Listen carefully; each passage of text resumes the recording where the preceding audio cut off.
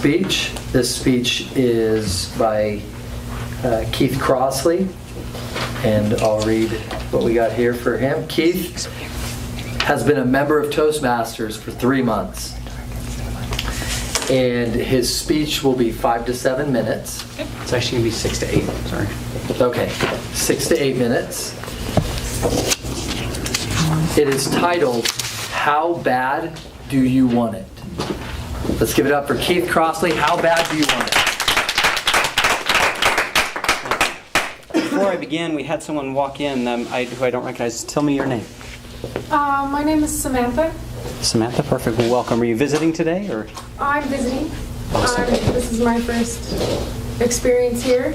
My friend Jill here was like, hey, you should try this out. And then I got another review last week, so I thought I'd come check it out. Well, thank you for being here. It's a pleasure to have you. How bad do you want what you want? And what are you willing to sacrifice in order to get it? Would you give up time? Would you give up money? Would you give up sleep or even food?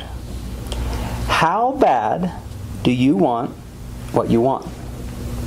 Mr. Toastmaster, ladies and gentlemen, at a very young age, a man who became one of Hollywood's greatest icons knew he wanted to be an actor. But by every Hollywood standard, he was never going to make it, period. You see, when he was born, the doctor had to use forceps, which altered his head, his face, and even his voice. As one Hollywood producer described him, he looks funny and he talks funny. Now, those are not usually the descriptions you hear about a Hollywood star. But the funny-looking man with the funny voice was none other than Sylvester Stallone. In his early 20s, he visited over 1,500 acting agents in New York City and was turned down by all of them. They said he looked funny and he talked funny and he would never make it as an actor. Someone once pointed out that there aren't even 1,500 acting agents in New York City. And he responded by saying, I know. I visited every one of them 5 to 10 times each. That's how badly he wanted what he wanted. He didn't have a job, and he refused to get a job, which was a major source of contention in his marriage. They often went without heat, even in the cold New York winters.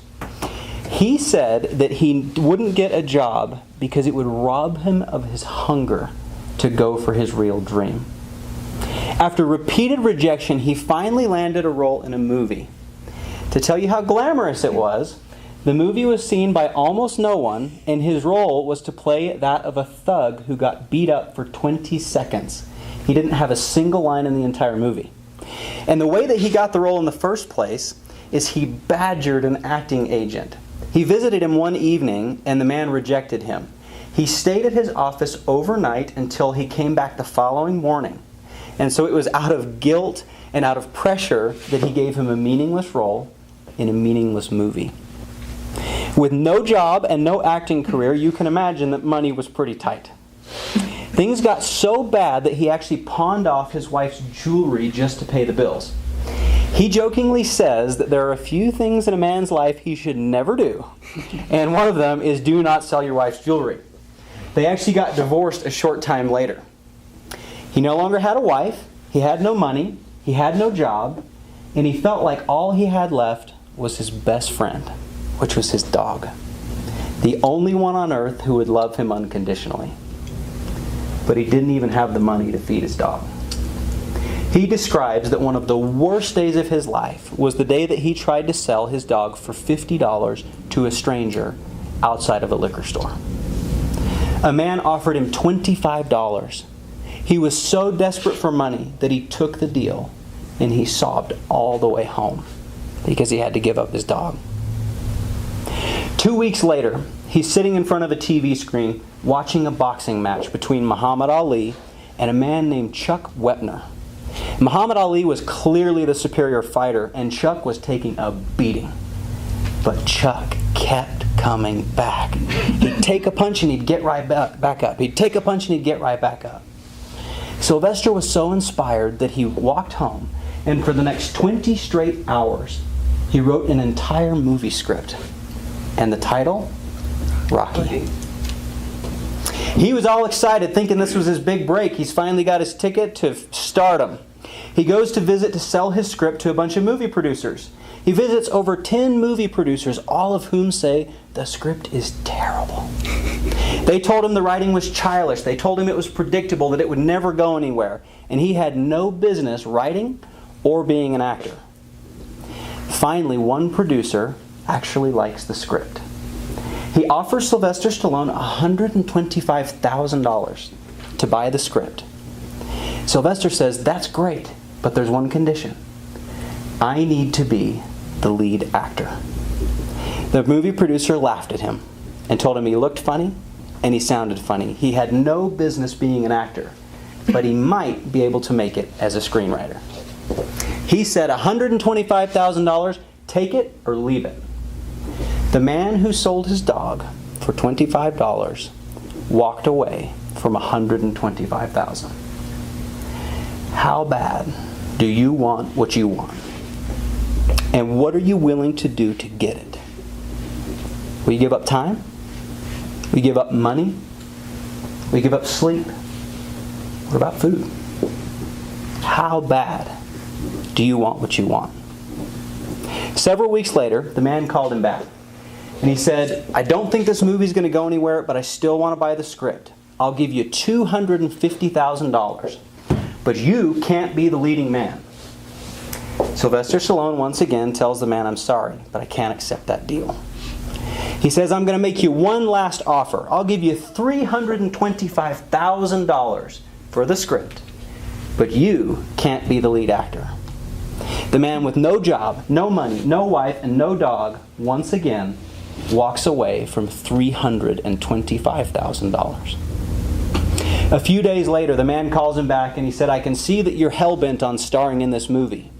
I don't think you're the right fit, and I don't think this movie's going to go anywhere if you're in it. But I'm willing to take a chance if you are. I'll cut you a check for $35,000, and you can share in a small percentage of the profits if the movie happens to go anywhere."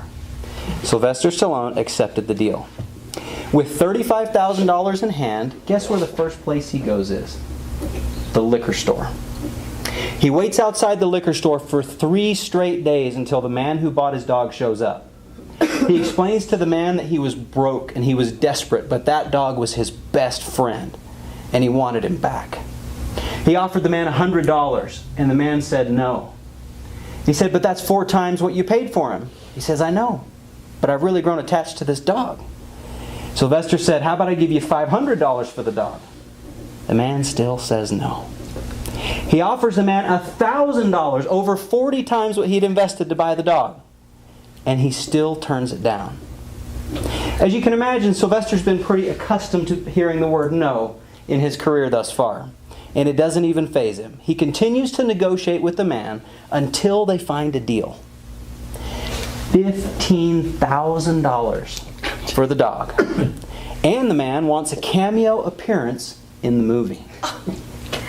Sylvester spends $15,000 of his $35,000 to get his best friend back.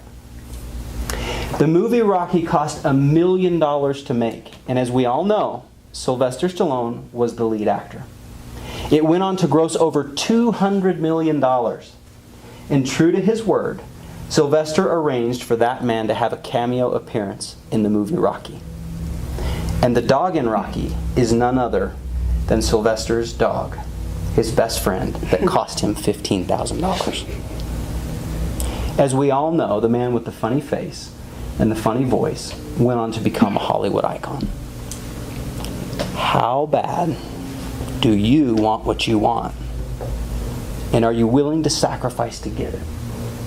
Will you give up time? Will you give up money? Will you give up sleep or food? How bad do you want what you want? Mr. Tussman.